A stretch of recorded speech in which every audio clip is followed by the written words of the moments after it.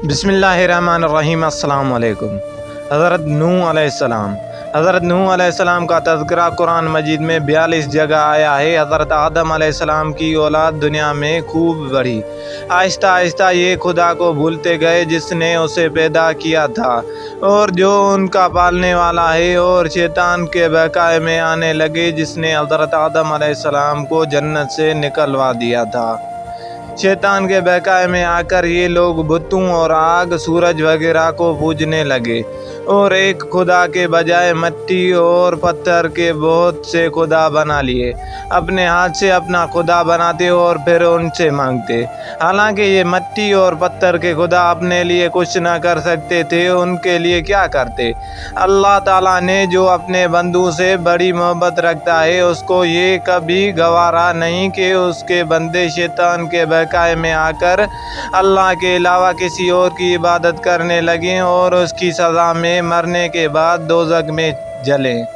अल्लाह पाक ने हज़रत नूह अलैहिस्सलाम को अपना नबी बनाकर भेजा। उस ज़माने में लोगों की उम्रें बहुत बड़ी बड़ी होती थी। हज़रत नूह अलैहिस्सलाम 950 साल तक अपनी कौम में वाज़ करते रहे कि ए लोगो, सिर्फ़ एक अल्लाह की इबादत करो और मेरा कहा मानो, वो तुम्हारे गुनाह बख्श देगा। लेकिन लोगों ने हज़रत नूह अलैहिस्सलाम की बातों को न माना और अपने कानून में उंगलियां दे दी और कपड़े ओढ़ लिए ताकि हज़रत नूह अलैहिस्सलाम की आवाज़ कानों तक न पहुँचे। हज़रत नूह अलैहिस्सलाम ने हिम्मत न हारी। वो बराबर समझाते रहे और कहते रहे, ए लोगो, अल्लाह से माफ़ी मांगो, वो बड़ा माफ़ करने वाला है। वो तुम पर आसमान से बारिश बरसाएगा ताकि तुम खूब अनाज पैदा कर सको और उसके ज़रिए से बड़े बड़े बाग पैदा कर देगा, उनमें नहरें पैदा कर देगा, तुम्हें माल व दौलत देगा और बेटे देगा। तुम्हें क्या हो गया है कि तुम खुदा को नहीं मानते? हालांकि उसने आसमान बनाए, चांद और सूरज बनाए। उसने तुमको मिट्टी से पैदा किया और फिर उसी मिट्टी में एक दिन तुम मिल जाओगे और फिर क़यामत के दिन उसी मिट्टी से तुमको दोबारा ज़िंदा कर देगा। लेकिन लोगों ने अपने बुतों को नहीं छोड़ा और हज़रत नूह अलैहिस्सलाम से कहने लगे कि हम अपने बुतों को हरगिज़ न छोड़ेंगे और हम तो तुमको अपने जैसा आदमी ही देखते हैं और तुम्हारा कहना भी सिर्फ चंद गरीब लोगों ने ही माना और हम तुमको झूठा समझते हैं। हज़रत नूह अलैहिस्सलाम ने कहा कि ए मेरी कौम, मैं तुमको जो नसीहत करता हूँ उसके बदले में मैं तुमसे कोई माल व दौलत नहीं चाहता, और जो गरीब आदमी मुसलमान हुए हैं और अल्लाह पर ईमान लाए हैं उनको मैं अपने पास से तुम्हारे कहने से निकालूंगा नहीं। अगर मैं उनको अपने पास से निकाल दूँ तो मुझे अल्लाह के अज़ाब से कौन बचाएगा।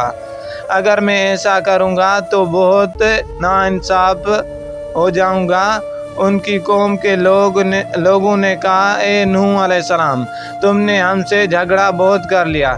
अगर तुम सच्चे हो तो जिस अज़ाब से तुम हमको डराते हो वो ले आओ। हज़रत नूह अलैहिस्सलाम ने कहा कि जब अल्लाह पाक चाहेंगे अज़ाब ले आएंगे। अल्लाह ताला ने हज़रत नूह अलैहिस्सलाम को वही के ज़रिए से हुक्म भेजा कि तुम्हारी कौम में जो लोग ईमान ला चुके हैं उनके अलावा और कोई ईमान नहीं लाएगा। तुम गम न करो, एक कश्ती बनाओ। हज़रत नूह अलैहिस्सलाम ने खुदा के हुक्म के मुताबिक कश्ती बनानी शुरू की तो जब उनकी कौम के सरदारान के पास से गुजरते तो उनको कश्ती बनाते हुए देखते तो उनका मजाक उड़ाते। हज़रत नूह अलैहिस्सलाम उनकी मजाक के जवाब में कहते कि आज मजाक कर लो, कल जब तुम्हारे ऊपर अज़ाब आएगा तो उस वक्त हम तुम्हारा मजाक उड़ाएंगे। आखिर अल्लाह ताला का अज़ाब उसके वादे के मुताबिक आया। ज़मीन से पानी निकलना शुरू हुआ और आसमान से बारिश आनी शुरू हुई। अल्लाह ताला ने हज़रत नूह अलैहिस्सलाम को हुक्म दिया कि सब जानवरों का एक एक जोड़ा कश्ती में सवार कर लो और जो लोग तुम्हारे ऊपर ईमान लाए हैं यानी मुसलमान हो गए हैं उनको सवार कर लो। हज़रत नूह अलैहिस्सलाम ने उस कश्ती में सवार होने वालों से कहा कि अल्लाह ताला का नाम लेकर उस कश्ती में सवार हो जाओ कि اس کا چلنا اور ٹھہرنا اسی کے ہاتھ میں ہے۔ اللہ تعالیٰ بڑا بخشنے والا مہربان ہے۔ کشتی ان سب کو لے کر لہروں میں چلنے لگی تو اس وقت حضرت نوح علیہ السلام نے اپنے بیٹے سے کہا، اے بیٹا، ہمارے ساتھ سوار ہو جاؤ اور کافروں کے ساتھ مت ہو۔ اس نے کہا، میں کسی پہاڑ پر چڑھ جاؤں گا اور وہ پانی سے بچا لے گا۔ حضرت نوح علیہ السلام نے کہا، آج خدا کے عذاب سے سوائے خدا کے کوئی بچانے والا نہیں۔ اتنے میں دونوں کے درمیان ایک پانی کی لہر اٹھی اور وہ ڈوب گیا۔ پھر خدا تعالیٰ نے زمین کو حکم دیا کہ اپنا پانی نگل جا، اور آسمان کو بھی حکم دیا کہ پانی برسانا بند کر دے، یہاں تک کہ پانی خشک ہو گیا اور تمام کافر دنیا میں ختم کر دیے گئے۔ حضرت نوح علیہ السلام کی کشتی کوہ جودھی پر ٹھہری۔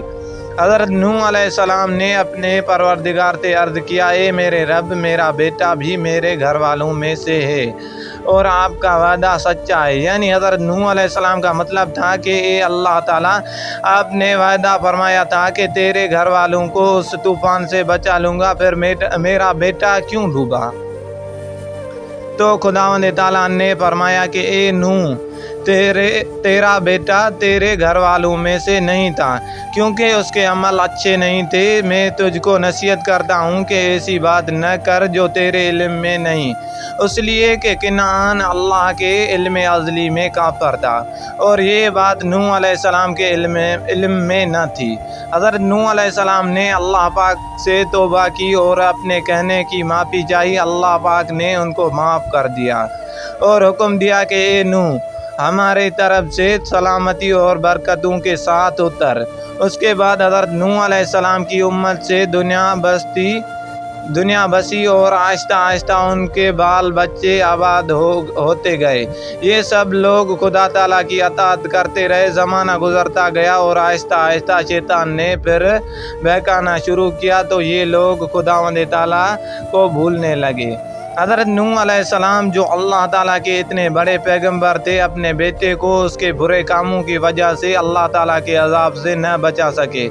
اس طرح اگر ہمارے ماں باپ اللہ کے کتنے ہی ولی کیوں نہ ہو، اگر ہمارے عمل اچھے نہ ہوں تو وہ ہم کو اللہ تعالیٰ کے عذاب سے نہ بچا سکیں گے۔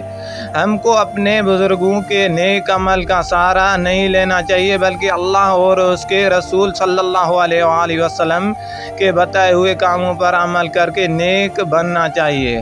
اسی وجہ سے اللہ تعالیٰ نے قرآن مجید میں کہا ہے کہ اگر ایک ذرہ برابر بھی نیکی کرو گے تو اس کا بدلہ ہم تم کو دیں گے، اور ایک ذرہ برابر بھی برا عمل کرو گے تو وہ بھی تمہارے سامنے آ جائے گا۔ دوستو، یہ تھا حضرت نوح علیہ السلام کا مختصر سا قصہ جو ویڈیو کے ذریعے آپ تک پہنچایا۔ آپ کو کیسے لگا اپنی رائے سے ضرور آگاہ کیجیے، اور اگر پسند آئی تو اسے لائک اور شیئر ضرور کریں۔ انشاءاللہ ہماری ملاقات اگلی ویڈیو میں ہوگی، تب تک کے لیے اجازت دیجیے۔ اللہ حافظ۔